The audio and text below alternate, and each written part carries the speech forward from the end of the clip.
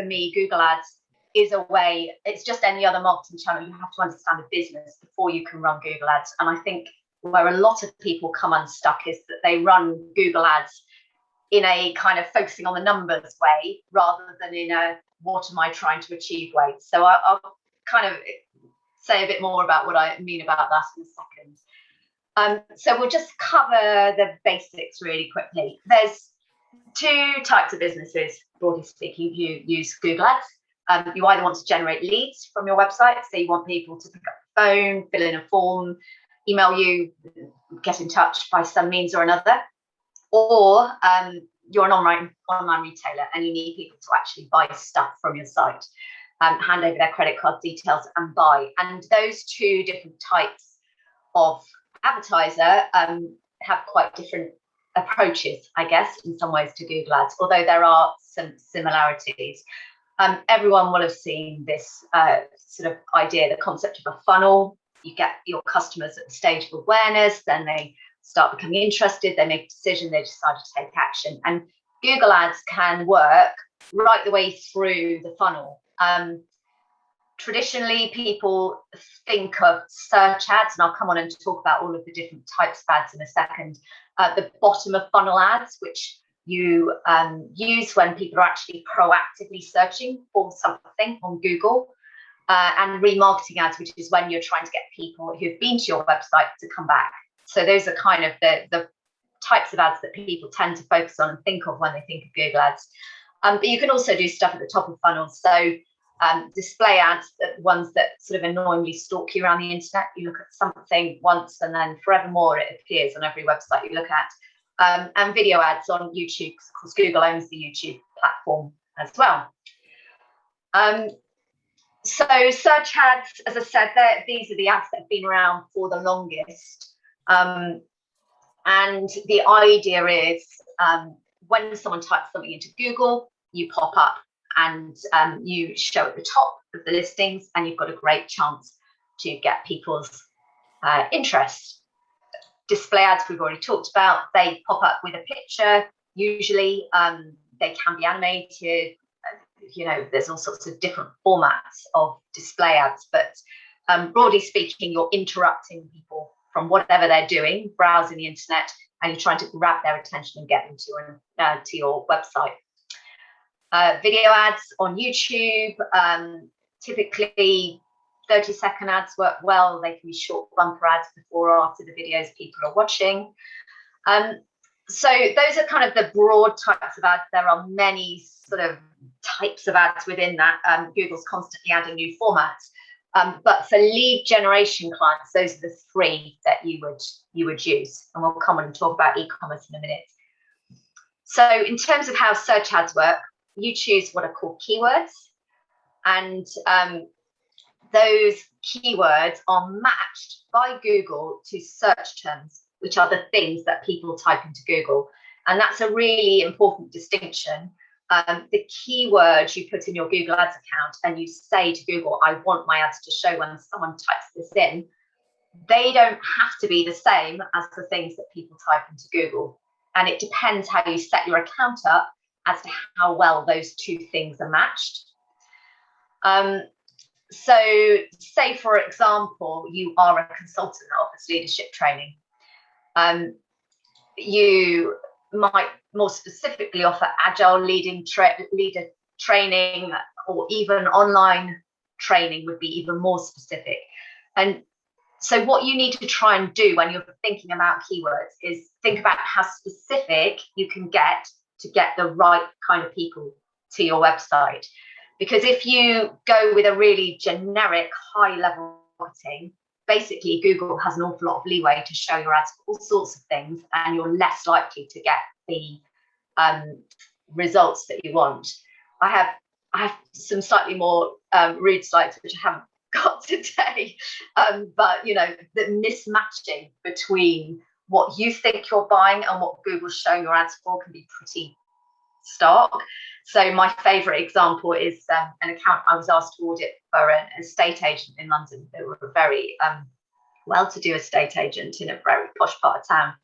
And they'd been advertising on the keyword rent in Chelsea. seems fair enough. They were renting properties in Chelsea.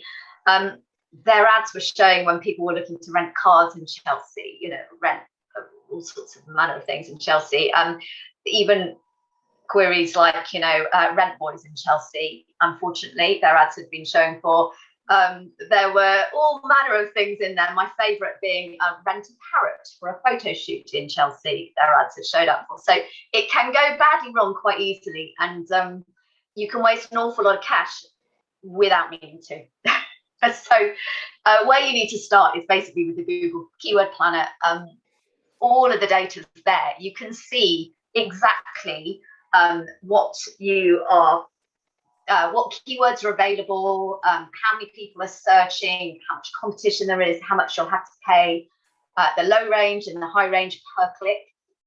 And the cost per click can range massively. We've retailers who are paying 8p a click, and we've got lead generation clients who are paying £15 a click. There are clicks that can be 50 quid a click. If you're in a really niche industry and if you win a customer, it's worth 10 grand to you, 20 grand or 50 grand, you'll pay a lot for a click. So that's basically where you need to start. You need to look at how specific can you get with your keywords, and how targeted you can be, and then give Google as little leeway as possible. The other thing you need to do is to write ads to attract the right people and discourage the people you don't want. So this is an example of some wedding planner ads.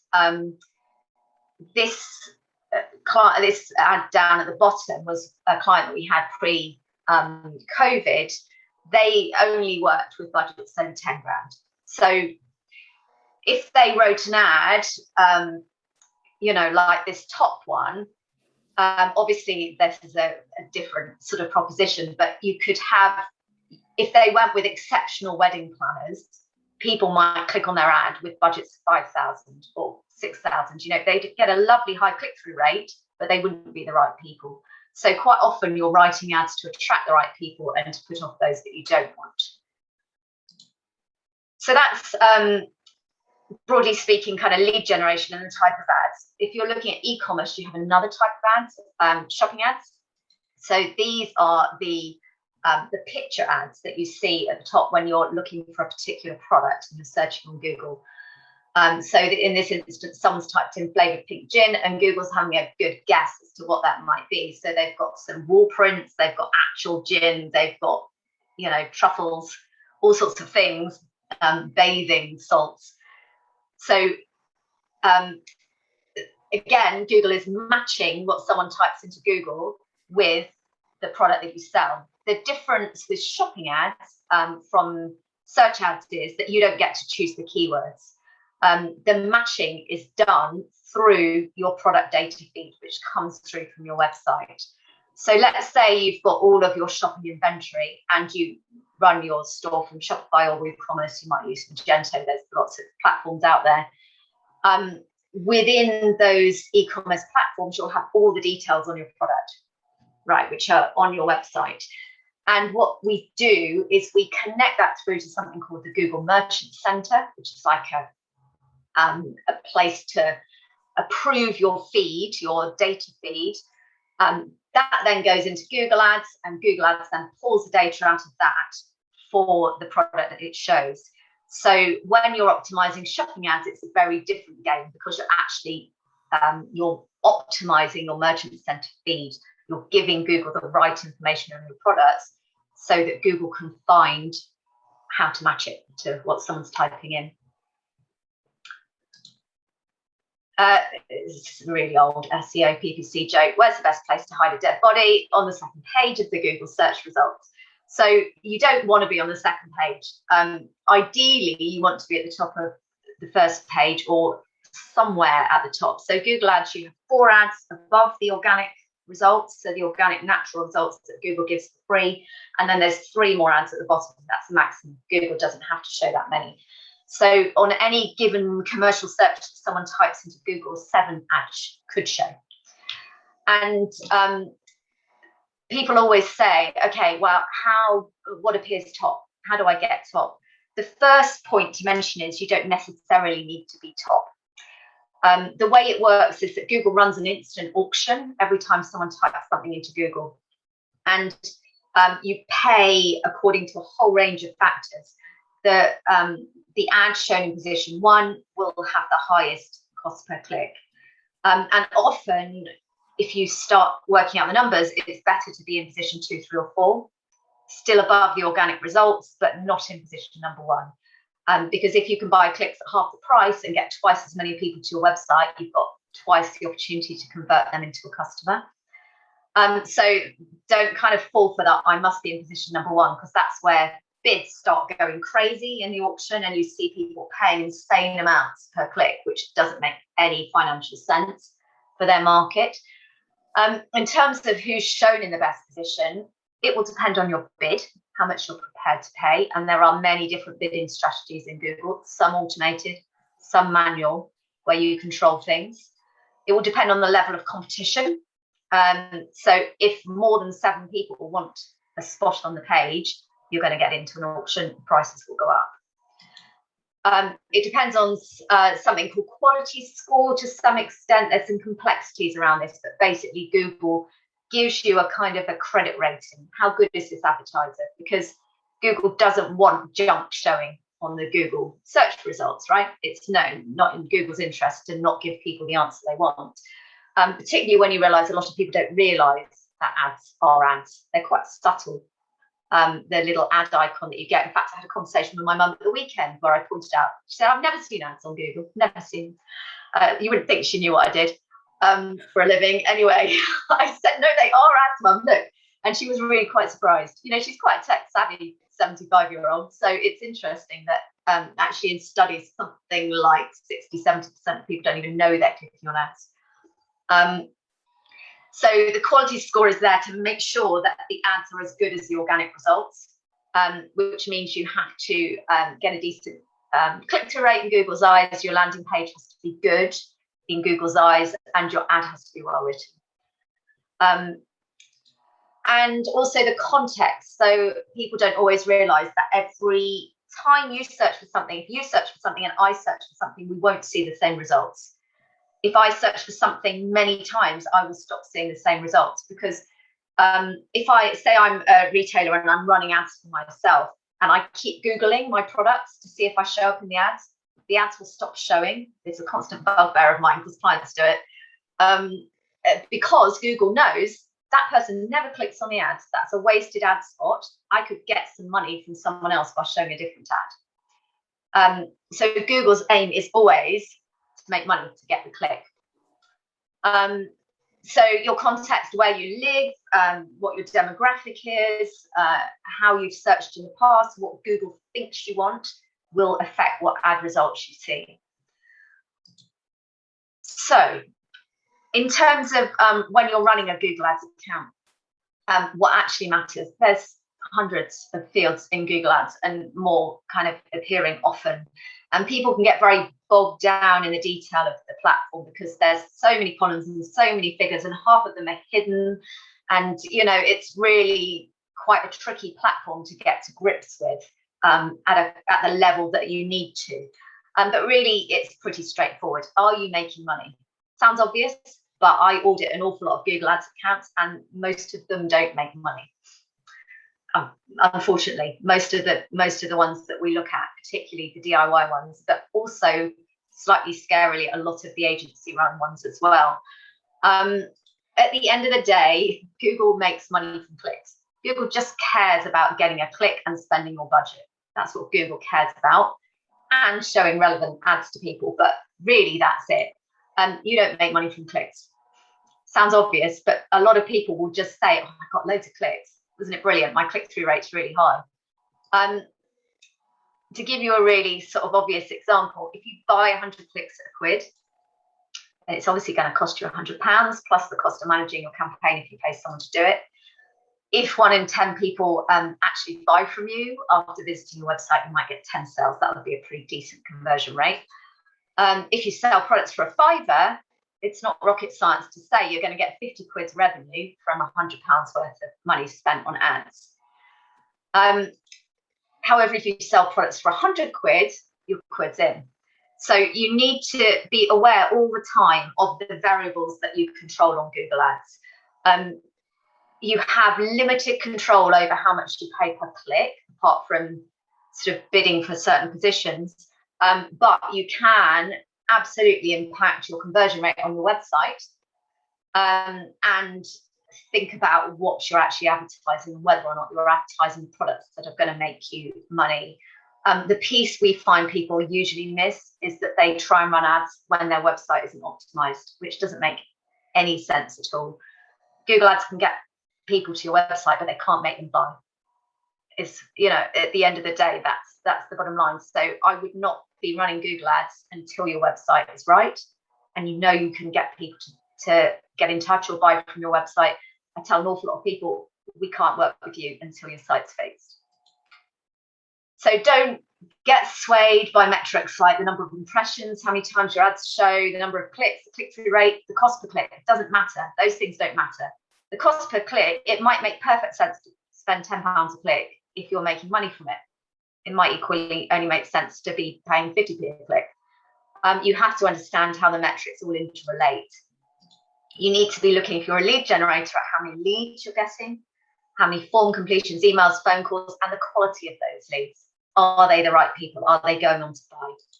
And if you're an online retailer, you need to be optimizing for return on ad spend, which is basically just a way of saying the conversion value divided by the cost. So for every £1 spent, how much money did you make?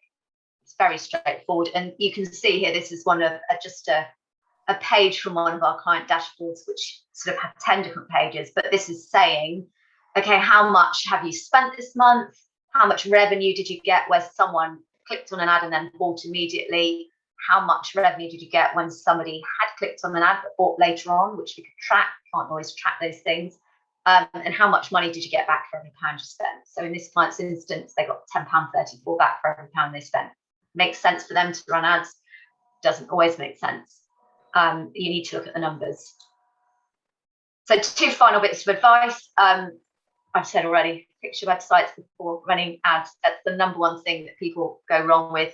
My second piece of advice is be wary of Google's best practice and recommendations. You'll see when you log into Google Ads, there's one of the top screens you'll see is called recommendations, and it will have lots of lovely sort of buttons saying fix it, implement this, do this. Those things tend to be more in Google's interest than yours. Not always, but often.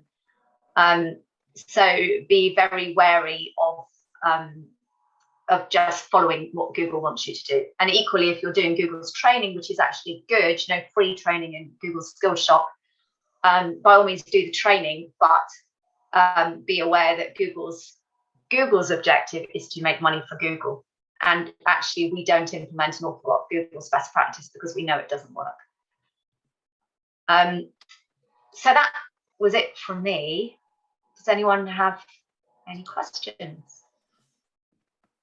Lovely. Thanks, Karen. I've got questions, but I'm going to hold on in case anybody else has got some. So otherwise I will just ask away. Has anybody else got anything that they want to pick up with Karen? Yeah, Chris, go for it. I was going to say, the marketing agency we use at the moment, obviously we use Google Ads, and I believe we've got them pretty good, but it is interesting you say don't be number one on that auction. So, you know, we do pay a sizable chunk of money each month in our advertising budget. And I guess it does put us at number one, but actually probably being number two on the list is maybe a better place to be, because we're clearly not, well, possibly paying over the odds to be where we are, when actually being number two might be a lot more sensible in all honesty. I should go back to them and talk to them about that now.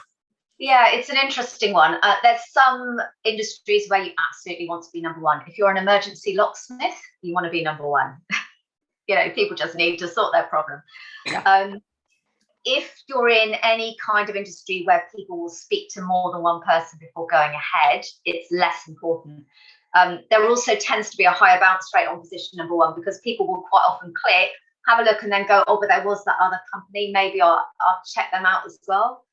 So if you're going to get the click anyway and you're going to pay a third less or 50% less, but it is something to test, and that's always the way with Google Ads. So we run A/B tests on everything. We wouldn't just implement a change like that.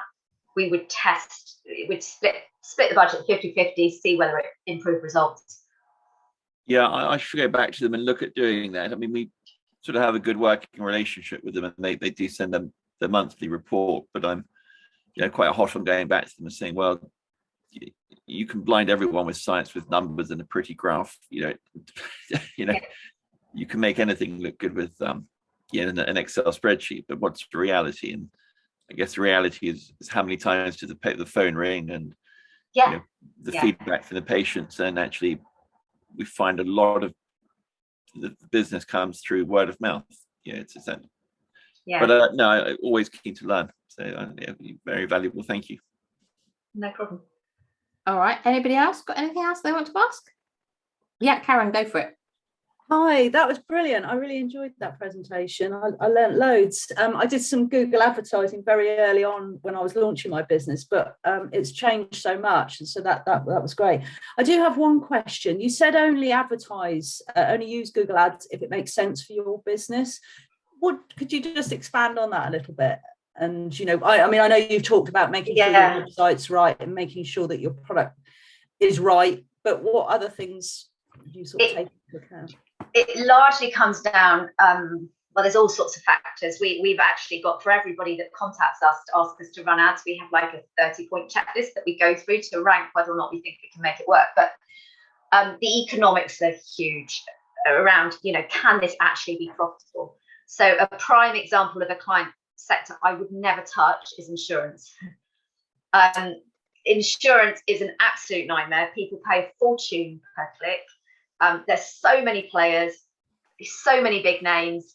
If you're a small insurance provider, you're just not going to get your foot in the door. It's so unlikely that, because people shop around, there's comparison websites, that just the whole setup is doomed to fail before you even start. It does depend. I mean, the lovely businesses for Google Ads are often the niche businesses. If someone is typing something very specific and there's enough of them, and you serve a big enough area. So another thing we kind of are very aware of is hyper-local businesses, just because there's not enough people often to make running Google Ads profitable. Whereas if you can target the whole UK, you just have so many more people you can sell to and convert. So there's lots and lots of factors. If you want a sense check on anything ever, then feel free to drop me a note, and I will. I'll have a look for you. That's really helpful. I've got one client who works in a very niche area, and I think it might work quite well for her. So thank you. I may well get in touch. Thank you very much. No worries. Got a little question. Go, Sarah. Have you got a certain amount of time that you would recommend an ad to run for? Like a minimum time? Yeah, it's different to Facebook ads in that you kind of need to keep Facebook ads fresh and keep people engaged. Whereas with Google search ads, people are proactively looking for what you're selling. If you've got an ad that works, you keep it, until it stops working. You might test other varieties against it, but generally Google ads search ads are kind of, you write them in a kind of does what it says on the tin way. If somebody's looking for something very specific, you give them that thing. Hello, I'm exactly what you're looking for. Display ads need to be refreshed a lot more often, or people get bored to tears and they stop working. But there's no kind of, the answer always in Google ads is it depends generally, and that's one of those. But we've got ads that have been running 5 years and still work. Brilliant. Okay, thank you. And anything else? Good. Bex, go for it. I was just wondering if there's any sort of top tips of what to look for on your website to make sure it is all optimized. So a lot of it is SEO stuff. So Google obviously knows everything about everyone's website. Pretty much everyone has Google Analytics installed, maybe the Google Search Console. So Google knows how good your website is. If you can actually go and have a look, it will give you a score for your kind of your website's optimization. From a conversion rate optimization point of view, there's a whole body of thought. If you Google CRO, conversion rate optimization as to how to make people buy stuff from your site, whether that's still in a formal purchase from an e-commerce site. For lead generation, it's very much around grabbing people's attention above the fold. So the part of the screen you can see when you click through from an ad, you've got 5 seconds on Google Ads. People are super impatient. And my heart sinks when I see websites which have just like a massive image is all you can see when you go to their site. No, who are you? What do you do? Or it takes ages to load. The other thing is making it really easy to take the next step. You know, what do you want people to do? A mistake people quite often make is that they're selling something quite expensive, consultancy say, and their first step is, you know, get in touch to arrange a call. Like, you know, I don't know you from Adam. I'm just doing my research. I don't want that as my first step. Actually, what you need is your call to action is download our paper on such and such, or, you know, some other kind of lower commitment conversion, which means you can get their email, potentially start a relationship through that. You can't just kind of go in for the kill with a buy from us right now. E-commerce is very different. That's all about, you know, showing products at the right price point in a way that's very easily browsable. You know, is the basket to purchase experience easy to navigate? All of those sort of things.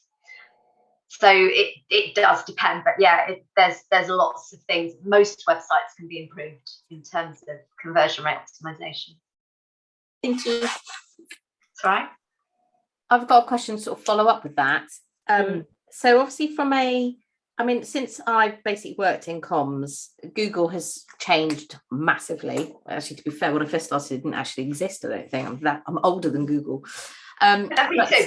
Oh God, it's tragic. I never thought of that. Finish my day. But yeah, so basically, I just wondered, because obviously writing content like we do for a lot of clients and kind of working on web copy, there's obviously the kind of, you know, sort of title tags and meta descriptions and all the rest of it that you kind of got in the back end. But obviously, we're always trying to say to kind of companies that we work with, look, you need to be thinking about that kind of the messaging that you're putting on and whereabouts you want people to land and being very, very clear about what you want them to do next and the rest of it. And I just wondered whether, even if you were just doing it from this is quite a complicated question, I've just realised, by the way, if you were doing like, if you were a consultancy, but you had productized some of your offerings that you could use for ads, would you recommend that you could do kind of ad campaigns for certain bits that you would almost use from a brand awareness point of view rather than just relying on organic content? Yeah, absolutely. So with our clients that are B2B, business to business sales, and are kind of complex buyer journeys, anybody that has got a complex buyer journey, you will find, if you look at their analytics, I'm a total analytics geek, but you can see how long it takes someone to actually get in touch. It could take 15 touch points. You know, they might be looking at emails, social media, LinkedIn, all sorts of things. Yeah. So Google Ads can play a role throughout the funnel in those situations. We do a lot of brand awareness stuff with those kind of clients, running display ads, just keeping people top of mind. You can obviously target with Google Ads to the nth degree. So if you want vegans in Wigan that, you know, like playing tennis, you can. I mean, there's sort of, you can go as detailed as you want. And then you kind of, you're there at the bottom of the funnel when they're ready to buy. So I don't know if that answers your question, but it's kind of, it's thinking about the strategy of how you run Google Ads and what messaging you hit people with at each point. And you might well have quite complex journeys. So if someone's top of the funnel, they see one page. If they're middle of the funnel, they see another page.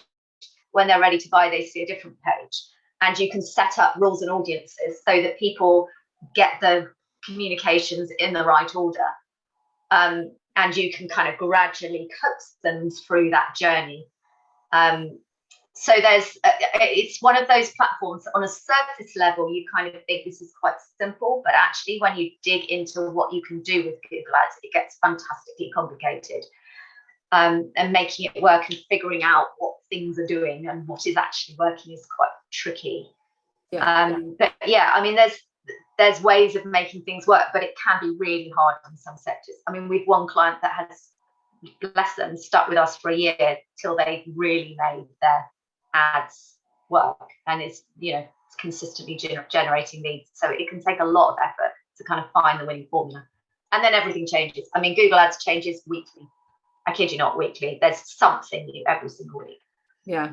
Yeah. Well, I was going to say, because that nicely leads on, because obviously the cookies law is changing, and that how people will, how the information for you to be followed around on the line, as you like. How's that going to affect it, do you think? At the moment, Facebook has been really hit with this hard, Google less so. The good thing that Google has is a lot of first-party data, because a lot of us are logged into Chrome at any given point, and have given permissions through those kind of routes. Attribution is a massive problem. So by attribution, I mean trying to trace someone through a journey and figure out what actually led them to the point of purchase. So the example I always give is, let's just say you're going on a good night out. So you've been at home, you've had a G&T before you went, you go to the pub, you have a few more drinks, you come home, and the next morning you've got a hangover from hell. This isn't me anymore, by the way. I'm teetotal nowadays. Can't do it anymore now, I'm getting old. Anyway, it would be nonsense to say it was that first G&T that made me drunk, or it was the half a bottle of wine that I shared with my friends in the restaurant. You couldn't say what it was that led you to the point where you've got the hangover the next day, right? And it's a bit like that with trying to figure out what is driving your leads, because yes, they might have clicked on a Google ad to start with, but then you nurtured them through your email and your social media channels, and they had interactions with the website, and they might have come back for a Google ad at the end. Who gets the credit? And what you'll tend to find is that every single professional will grab the biggest share of the pie that they can. So, Christopher, if you're looking at your Google Ads reports, I can guarantee your Google Ads agency is using the most generous attribution model they possibly can, so that anything that's had a Google Ads click will have got some credit, probably. Thank you. I mean, why wouldn't you? But the social media agency might do the same, and the email agency might do the same, and everybody does the same. And we've got bigger clients who are spending money with lots of different people, lots of different agencies, and they know how much money they make every month because they're e-commerce. Let's say they make 100 grand a month. When they add up everybody's share of the pie, they should be making 200 grand a month, because everybody's claiming the same share several times over. So that's just kind of a be aware of the data that you're being given. The cookies thing just makes it more complicated. Google's advice at the moment is to collect your own data.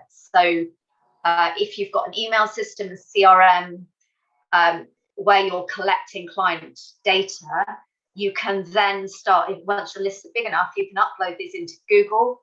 Google knows those people have given you permission to market to them, so you can then target those people very specifically without the cookies issue going on. Does that make sense?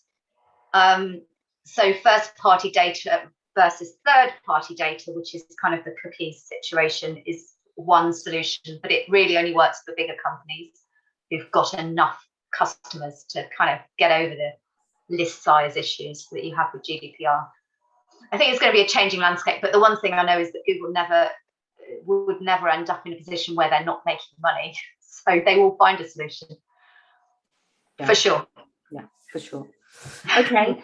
I've got one more question. Nobody else can jump in. I just wondered whether I think somebody asked about kind of, sort of how long a campaign should run, but is there an ideal minimum spend per month? I mean, I know that you have a kind of cutoff, don't you, of actually working with people of a certain age, but does it work from a Google point of view as to there's no point in doing it with 200 quid, for example. It needs to be a certain amount, particularly as there's only 7 listings sort of shown now.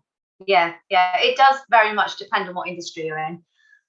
We tend to work with people that have got £1,500 a month to spend, and that would be for us and for clicks. So it's, we don't work with really small businesses. Doesn't mean it can't work. I've got a few old, legacy clients that are still with us, which is lovely, who are spending much less than that. If you're running your own ads, obviously spend as much as you want. You can spend £10 a month if you want.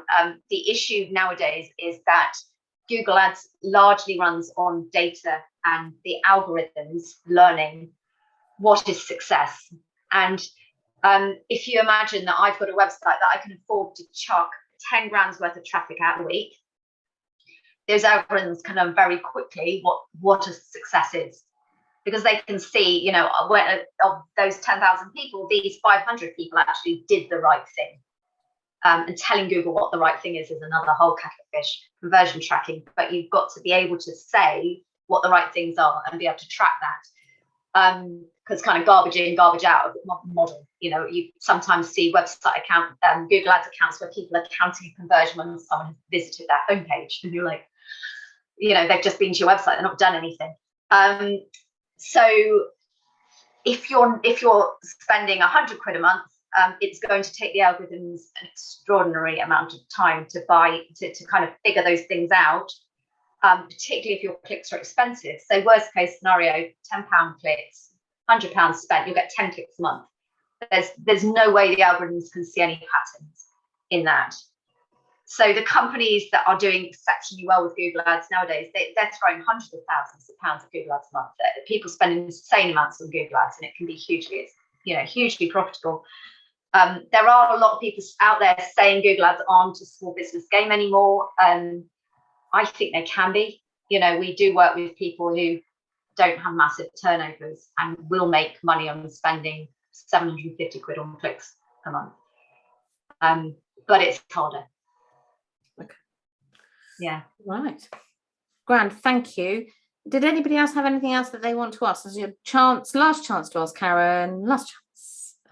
No, but hopefully everybody got something out of that. I certainly did. And we don't do Google. We have done them, but we don't do them. But we work with companies who obviously do them, where we do this sort of supporting content and the marketing for actually if somebody comes onto your site, what you're actually saying to them. And I'm amazed, like you, that people would think, yes, I'm going to advertise and get people there, and they've not actually thought about what it says on the website about what they actually offer, or how clear it is to say what they actually do or how they can help. So yeah, I think we do quite a lot of kind of content, and I'm sure Karen would do as well, where actually you're having to work with SEO, even if it's not a Google ad campaign, it's that keywords, as kind of front of mind. So hopefully everybody's takeaway from this session should be, even if you're not doing Google Ads, to actually go on and actually have a bit of a think about whether that's working for you and you're actually saying what you really want to be saying on your website and what your customers want to hear. So thank you very much for joining us for today. I didn't know